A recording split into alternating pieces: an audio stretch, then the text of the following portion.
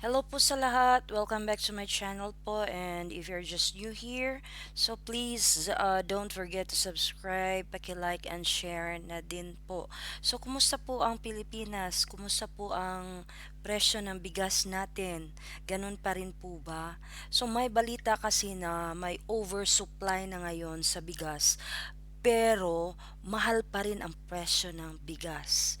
So kaya nga may aligasyon ngayon ng umano'y cartel na nagmamanipula sa presyo ng bigas.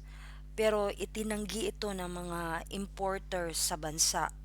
So binusisi ngayon ng mga komite sa Kamara ng tila sabuatan umano sa industriya ng bigas, kaya nananatiling mahal sa merkado. So, humarap nga pala ang mga 10 pinakamalaking importer ng bigas sa bansa na pinasagot din sa mga aligasyong may cartel na nagmamanipula sa presyo ng bigas.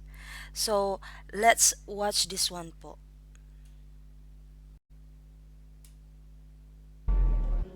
Sila ang 10 pinakamalalaking importer ng bigas sa Pilipinas. Kanina, ipinatawag sila ng Quinta Committee ng Kamara para sagutin ang alegasyong meron umanong kartel na nagmamanipula sa presyo ng bigas. Agad nila itong itinanggi. Wala kaming cartel, hindi kami nagpa-profiteering. We're dictated by the Hoarding, market prices. Hindi kami nag-hoarding. Ang nabiblame kasi ngayon, ang naging spotlight kaming mga importer, where in fact, ang nakikita natin problema sa retailer. Sabi ng Bureau of Customs, pagdating ng imported na bigas sa bansa, ang presyo nito o landed cost ay nasa 33 pesos per kilo. Kukunin ito ng importer at sabi nila, ibinebenta ito sa wholesaler ng 35 to 40 pesos. Ang wholesaler ibinebenta ang bigas sa dealer bago makarating sa retailer sa palengke. Niloloko tayo somewhere else eh.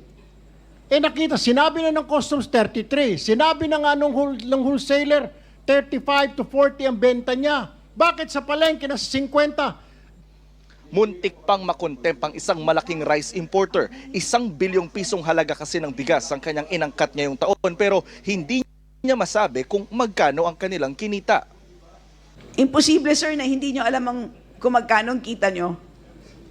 Ay, yung wife ko na po kasi, ma'am, yung ano doon. Sir? Yung wife ko na po kasi ang nag-compute doon. Maluwag po ang ating detention facility, Mr. Chair. Magkasabi po ako ng totoo. Yeah. Opo. I think you are lying. Itong pinagtatakahan natin na bakit ang taas-taas ng presyo at walang kinalaman ng importer, hindi ko matanggap yan, Mr. Chair. May I now request AMLA, Mr. Chair, to check the financial records and transactions of all these top importers. Kasi kung wala sila capability to finance their importation, someone or somebody is financing them. Pinuna naman ng isang kongresista ang BPI o Bureau of Plant Industry dahil hindi nila alam na mag-ina ang dalawa sa 10 pinakamalalaking importer ng bigas sa bansa. BPI, did you not check whether or not these two companies were actually owned by one individual? Hindi po natin napacheck. Bakit hindi nyo chinek? Sir, ngayon po, nire-review na naman Hindi namin. hindi mo pwedeng ngayon i-review yan. Tapos na nangyari, ngayon nyo gagawin yung trabaho ninyo. Dapat, doon nag-a-apply pa lang sila, chinek nyo na kaagad. Hinala ng mga kongresista, may sabwatang nangyayari sa industriya ng bigas. Mataas pa rin kasi ang presyo sa merkado o mga palengke kahit pa may oversupply ngayon ng bigas at kahit pa binawasan na ang taripa ng 20% mula noong Hulyo. It is a puzzle din po for us na perhaps this deserves a more nuanced analysis.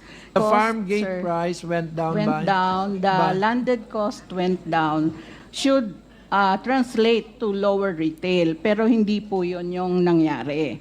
Mga bigas natin, nasa bodega. Hindi nilalabas, kaya hindi bumababa yung presyo.